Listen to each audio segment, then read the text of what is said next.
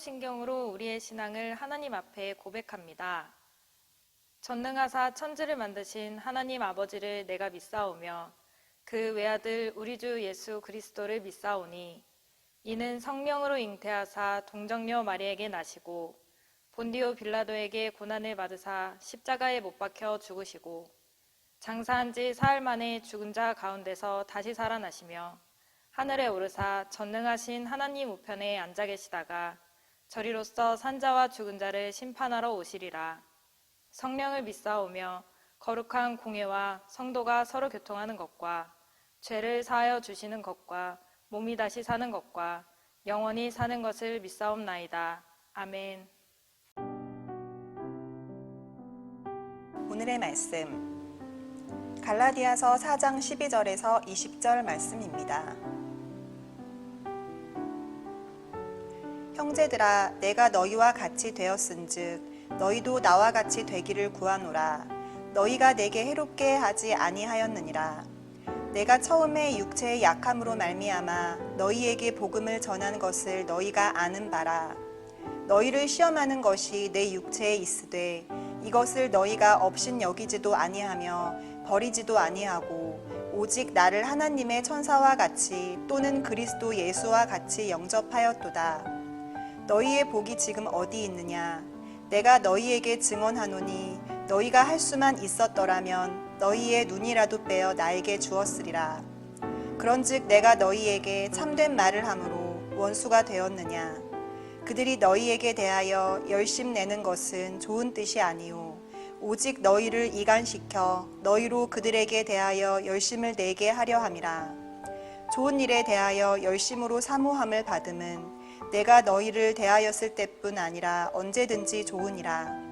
나의 자녀들아, 너희 속에 그리스도의 형상을 이루기까지 다시 너희를 위하여 해산하는 수고를 하노니 내가 이제라도 너희와 함께 있어 내 언성을 높이려 함은 너희에 대하여 의욕이 있음이라. 간혹 우리의 인생을 다름질에 비유할 때가 있습니다. 흔하게 하는 말이 좀 늦게 가더라도 빠른 길을 찾아가는 것이 아니라 바른 길을 가야 한다고 말합니다. 올바른 방향을 향하는 것이 천천히 가더라도 우리가 가야 할 그 방향, 그 길이라는 것이죠. 열심을 내지만 그 방향 설정이 어긋났다면 천천히 가는 것만도 못하고 그 열정과 열심이 무용지물이 된다는 것입니다. 왜냐하면 그 결말이 전혀 다른 곳으로 가기 때문이죠. 잘못된 결론을 맺게 되는 것입니다. 간역에서 벗어난 화살이 되는 것과 마찬가지라 할 수 있는 것이죠. 이 이야기는 우리 그리스도인들에게도 마찬가지로 적용되는 이야기이죠. 정작 교회 생활에서 우리 신앙생활에 있어서 방향 설정이 잘못된 그런 일이 벌어진다면 얼마나 안타까운 일입니까? 더욱이 처음에는 바른 길을 가다가 후에 방향이 바뀌었다면 그저 실망하는 수준을 넘어 화가 날 수도 있는 것이죠. 지금 사도 바울의 상황이 그렇습니다. 갈라디아 교회의 방향 설정이 올바르지 못하게 바뀌었다는 소리를 들은 바울은 해산하는 수고와 같이 고통스럽게 속이 타들어가는 마음으로 이 편지를 쓰고 있는 것이죠. 사실은 하나님께서 그 답답한 마음을 바울의 편지인 이 갈라디아서를 통해 우리에게 들려주시고 있는 것입니다. 당시 갈라디아 교회에 바울이 없는 틈을 타서 유대 그리스도인들이 들어와 다른 길을 이야기하고 있었습니다. 다른 복음이라고 할 수 있었죠. 갈라디아 교회에 모인 그리스도인들은 대부분 이방인이었습니다. 이 이방 그리스도인들에게 유대 그리스도인들은 할례를 받고 율법을 지켜야 구원을 얻을 수 있다, 이렇게 말한 것이었습니다. 더군다나 바울의 외모가 그리 썩 신뢰할 만하다거나 믿음을 주는 외모를 가지고 있지 않았고, 더욱이 오늘 본문에도 언급되듯이 바울이 전하는 복음에 도리어 방해가 될 만한 육체의 약함을 가지고 있었습니다. 시험에 들 정도로 바울의 외모, 육체의 약함은 상당했던 것이죠. 다른 이들은 살려내었지만 정작 본인은 금방이라도 쓰러져 죽을 듯한 그런 모습을 하고 있었던 것입니다. 그럴지라도 갈라디아 교인들은 바울을 천사처럼 또 예수님처럼 받아주었고 눈이라도 빼어줄 만큼 서로 마음을 주고받는 관계였습니다. 그런데 그런 바울의 외모를 공격하는 것은 물론이고 그의 복음도 잘못되었다고 말하는 유대 그리스도인들의 모함에 갈라디아 교인들이 흔들리고 말았던 것이죠.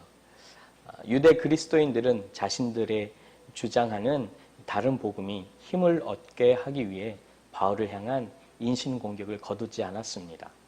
그 열정이, 그 열심이 얼마나 대단했던지 바울이 거쳐 지나간 곳마다 쫓아다니면서 바울을 비난하고 바울이 전한 복음을 평가절하하고 바울은 추천서도 없는 거짓 사도라고 주장했죠.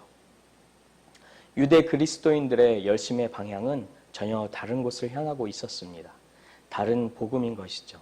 그들의 열심은 다른 복음을 주장하는 자신들의 세를 불리기 위한 열심이었습니다. 바울은 말합니다.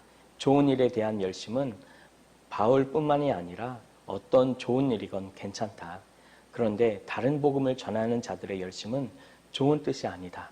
단지 갈라디아 교인들을 이간시켜서 자기들 편에 서서 열심 내도록 그렇게 만드는 일이다라고 경고하고 있습니다. 유대 그리스도인들은 말이 좋아서 그리스도인들이지 사실 이단이나 마찬가지였습니다. 우리는 교회 역사 속에서 복음에 대한 그릇된 이해를 가진 것을 계속 이단이라고 말해왔습니다.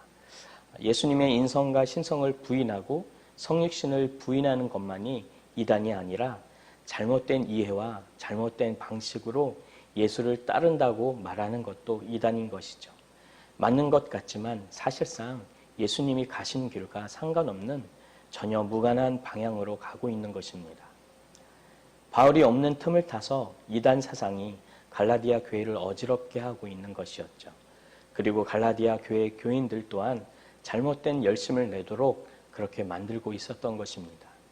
피 흘려 율법에 완성되시고 마침되신 예수님의 복음으로가 아니라 할례받고 율법을 지킴으로 구원받기를 힘쓰게 되었던 것이죠. 예수님을 믿는 그 은혜를 잊어버렸던 것입니다. 바울이 보기에 이런 혼란을 바로잡을 수 있는 방법은 다시 그리스도의 형상을 이루기 위해 애쓰는 것이었습니다. 다시 한번 주님의 복음이 무엇인지 처음부터 하나하나 그 진리를 되뇌어야 했습니다. 주님의 발자취, 주님의 삶을 그 길을 되짚어 보는 것이죠. 갈라디아 교회가 바울을 통해 기쁘게 받아들였었던, 처음 들었었던 그 복음, 예수님의 삶과 그 사역을 돌아보아야 했습니다. 이것은 바울의 복음이 아니었습니다. 바울은 전할 뿐이었고 그 복음은 예수님의 복음이었습니다. 바울이 누구인가가 중요한 것이 아니었죠. 하지만 이단과 마찬가지였던 유대 그리스도인들은 인간 바울에게 집중하게 했습니다. 거기서부터 잘못된 것이었죠. 신앙은 복음이 고스란히 드러난 예수 그리스도의 삶과 그 사역에 집중하는 것입니다. 예수의 복음이 무엇을 말하는 것인지, 그것을 증거하기 위해 어떤 삶을 사셨는지, 예수님께 집중할 때 우리는 흔들리지 않을 줄 믿습니다. 우리 역시 인간의 모습에 집중할 때가 있죠. 그럴 때면 우리는 신앙이 흔들리고 또 시험에 빠질 때가 많이 있습니다.